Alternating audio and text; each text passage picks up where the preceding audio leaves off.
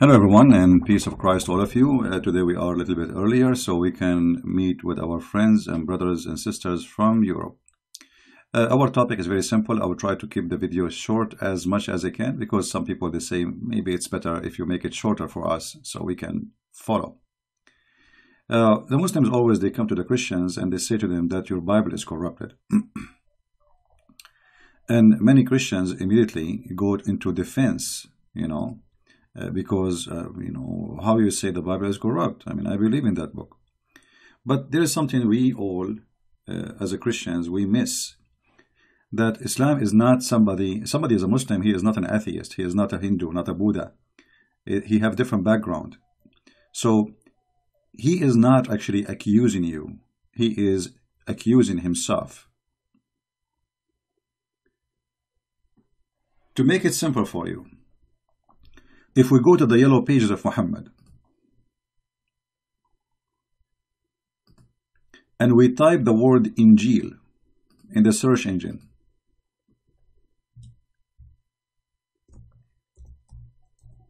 Injil, you will find the word appear many times in the Quran, claiming that Allah is the one who sent the Injil.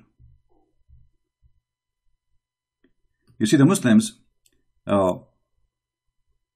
they translate the word as Torah, but they translate the word as gospel, which is fast translation, by the way. Because you cannot change the name if it is coming as Injil. Why you use the word gospel? And having that word there is a big problem for the Muhammadan. However, starting with the point of accusation that the Bible is corrupted, that is something against Islam, not against me.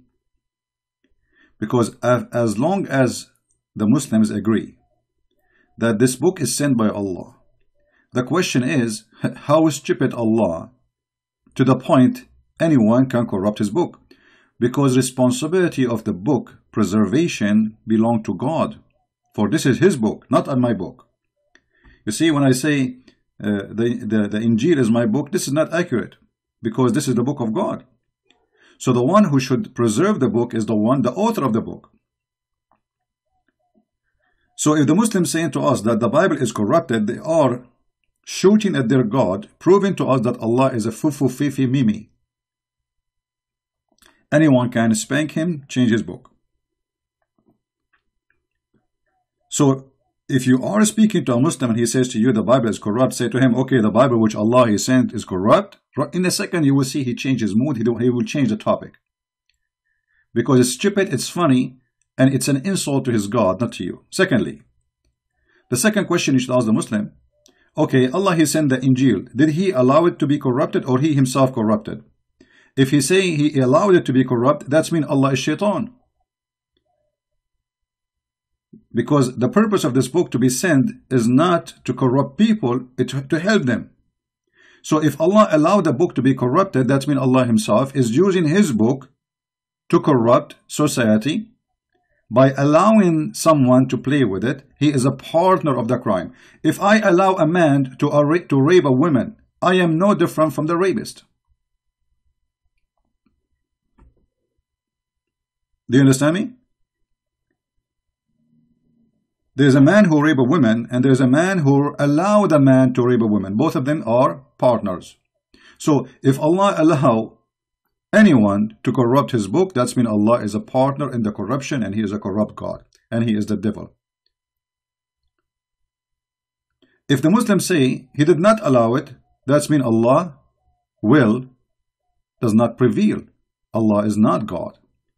For if I can do something against his will, and this is against the teaching of Islam, because Muslims they say everything happened by the will of Allah, and the Quran have tons of verses saying it clearly that even bad things, good things, doesn't matter what is, it happened only by the will of Allah.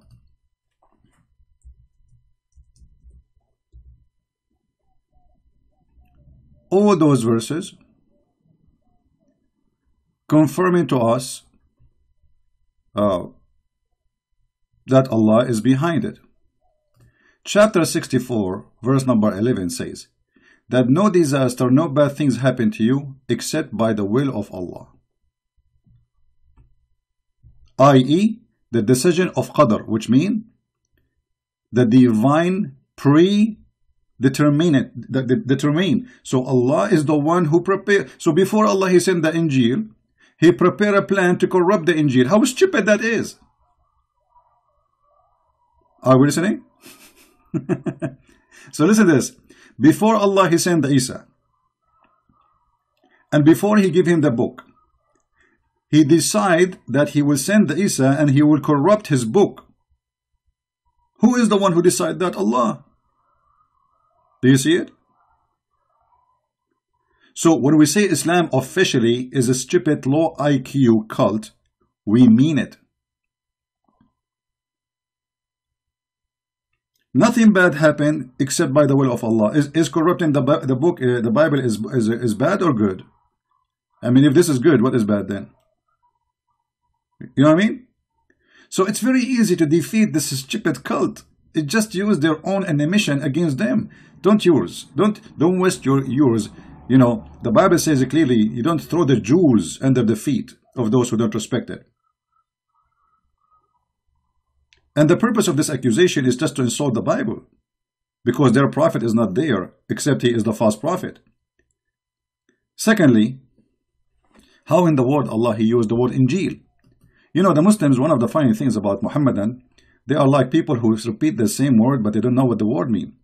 They keep saying to us that Jesus was sent to Israel. Jesus was sent to Israel. Well, Jesus was sent to Israel. Okay, we agree. Jesus came to his people, but he came for the whole world too. However, if he came to Israel, how his book in the Quran, his name is Injil? I mean, his people are Hebrew. They speak Hebrew. The name of the book is Greek.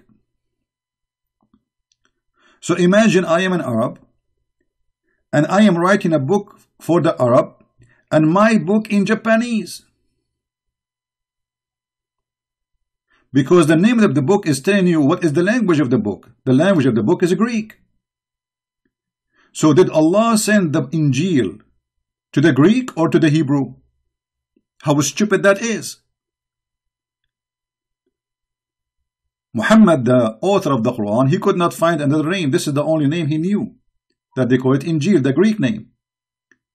So he decided to use the Injil. But that's mean that the book, all of it, is in a Greek. And that's mean Allah did not send his book to the Hebrew, because the book is in a Greek. He sent it to the Hebrew. You know, the Quran says, listen carefully, the yellow pages of Muhammad says, that Allah never sent the book except in the tongue of the people. Except what? In the tongue of the people. Chapter 14, verse number 4. We have not sent the messenger except with the language of his people, in order to make it clear for them. Very simple, very clear. So the message have to be in the language of the people, to the people, who is the messenger from the people. So based in this verse, Jesus was a Greek person, and his language is a Greek, and he was sent to the Greek.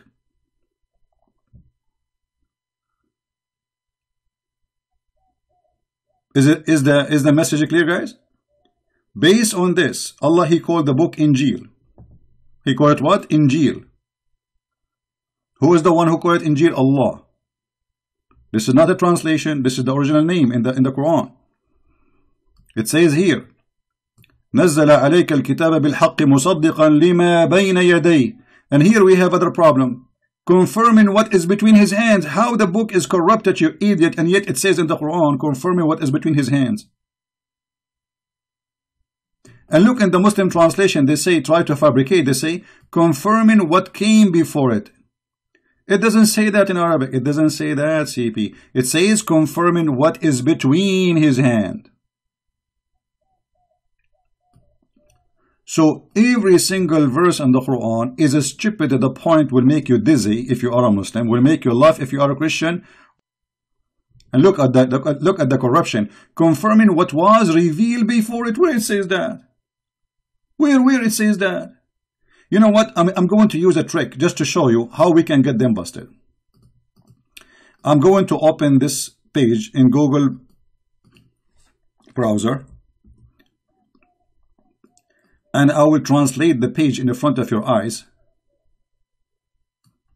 So you will see both sides, the original, the Muslim translation and Google translation. And you will see that the stupid Google translation will get them busted. Let us do it. Translate to English. Be my witness. Chapter number 3. The book brought to the truth to you. Believe what was in his hand.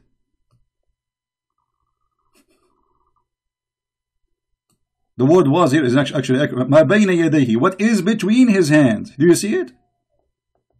So the book is between their hands at that time. So how the book is corrupted? And this is in the time of Muhammad. Muhammad confirming what is between his hands.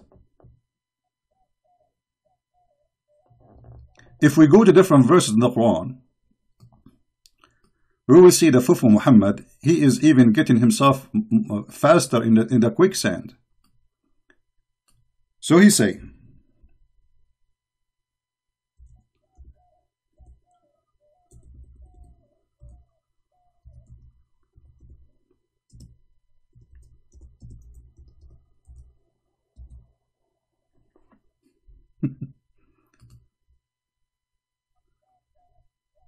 look at this disaster. I mean, how clear we can make it more than this?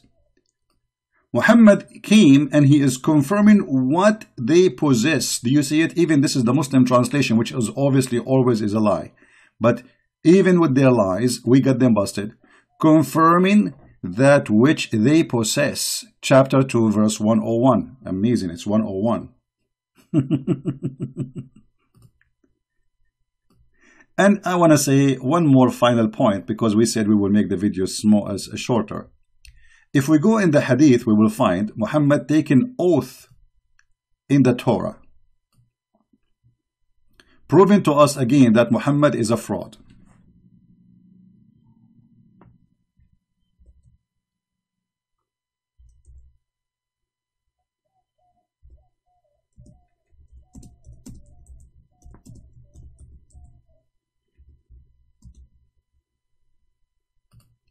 This is Muhammad, and this is an accepted, correct hadith. A group of the Jews, they came to Muhammad asking him about the punishment for fornication. To make the story short, you can read the hadith on your own. It says, he told them, okay, bring the Torah. Muhammad said, the Messenger of Allah, he sat on in a cushion, and he said to them, bring the Torah. And it was then brought. Then he would draw the cushion from beneath him, and he placed the Torah on it, saying, look at this, he's shown respect to the Torah. I believed in thee, and the one who sent revealed thee. Look at this. So how the Torah is corrupted and Muhammad taken oath in it? There's one of two options. Either Muhammad is the same as Obama, he take oath in anything in the front of him, even if it's a goat, for the sake of political gain, which means he's a fraud. Or Muhammad is a true prophet, and he believe in this book, and this book never been corrupted, because he says, I believe in you. So if the book is corrupt, and he swear by a book which is corrupt, obviously Muhammad is corrupt. If you give me a book like the Quran and says to me, take an oath in the Quran, I will refuse, because this is the book of the devil for me. If I accept to take an oath by that book, it's mean I am a devilish, the same as the book I believe in. So if this book is corrupt, obviously it's the book of the devil. It's not the book of God no more. For the devil played with it. So if Muhammad, he's taken oath by it, and not only that, saying, I believe in thee and the one who sent thee. And he placed his hand over the whole book, not only a verse. You see, he said, bring the Torah for me. The whole Torah. And remember, at that time, the Torah, it's not like pages like now. It's like a scroll. So you have, it's like a roll. So they bring the roll for him. They put it in front of him. And Muhammad, he placed his hand.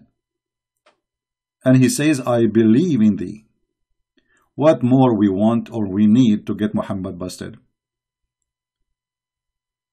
So what we learn from this, the Muslim, they believe that Allah, he sent Injil. Injil is a Greek word.